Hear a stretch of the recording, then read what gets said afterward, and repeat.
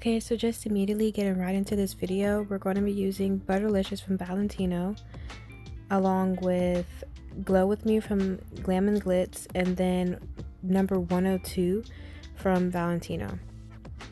And essentially we're just going to be doing a tricolor ombre, and so the first color we're going to be placing down is the VVP 102 from Valentino.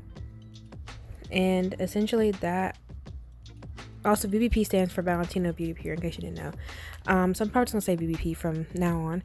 But I'm just going to be placing that down. I will say that I have heard people say, like, you know, they feel like the Valentino cover, like, not the cover colors, but the colored acrylic powders, not their cover colors, that they're a little chalky, a little bit dry.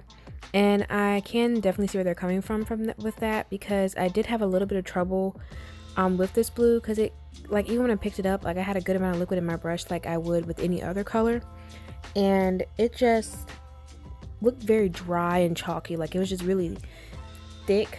But like, I'm not saying like the bead, like, obviously you can see I'm able to move it around, but I had to like really work a bit harder than what I would have liked to, especially because, you know, these are not even like a full ounce and they are pretty expensive. They're color acrylic powders, so I would just keep that in mind if you were going to possibly purchase these. So yeah, they were definitely not the easiest to work with.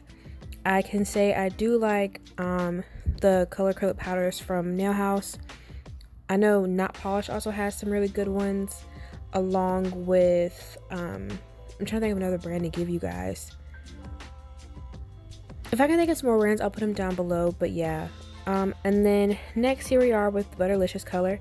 And so whenever I'm doing a tricolor ombre, I actually learned this technique back when I was in nail school, because we had a demo.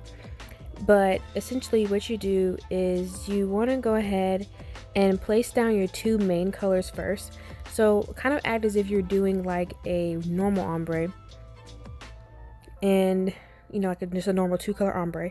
And I go ahead and put the nude there, but the thing is, I don't necessarily brush it all the way down into the blue, because you have to remember there needs to be space for that third color.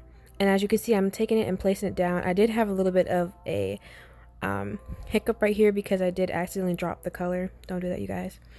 And a little bit, I won't lie, I kind of wish I would have picked like maybe a little bit more of a subtle yellow, but this one actually wasn't too bad. I was able to make it work. But yeah, and I also will say this color from Glam and Glitz, it was a little gritty. It wasn't like, again, like the best. If I can give you all one tip, I would definitely say make sure you know your colors well. So for example, just make sure that you know the powder and how it works, because whenever you're going on an actual person's nail, it's going to be a lot different, and if it just messes up, you're going to have to find a way how to fix it. So there's a scheme where you need to know your colors. You need to know what colors are going to ombre well or blend well together, and what colors are not. Like, you don't want to do a purple with the green. That's not going to look good. It's not going to blend well, and you're going to have a lot of trouble. And it's okay to tell your clients, you know, hey, honestly, I know this is what you want, but I just can't do that. I don't want to put that out as more, because I know it's not going to blend properly, and you're not going to be happy in the long run. You're the technician, you're the professional, so you just have to let them know, you know, hey, I can't promise you that's going to look good. I don't have like, I can picture that and view that, and I already know it's not going to look good. And even if you have to pull out a swatch stick and just show them this is what it would look like it's not going to look good, but in your professional opinion, I mean, just don't say it's not going to look good, but just say it probably is not going to blend well. Say it more and more like a technical talk. It's not going to blend well, and that, you know, you don't really suggest it. But if they still see it after you swatched it, and they still want it, then you do that. But let them know that if I go ahead and do this and you turn out in the end to not like it, although because I have let you know ahead of time, you are very well, just let them know, you know, hey, I'm going to have to charge you to fix it, because, you know, I did kind of suggest in the beginning that it may not look good.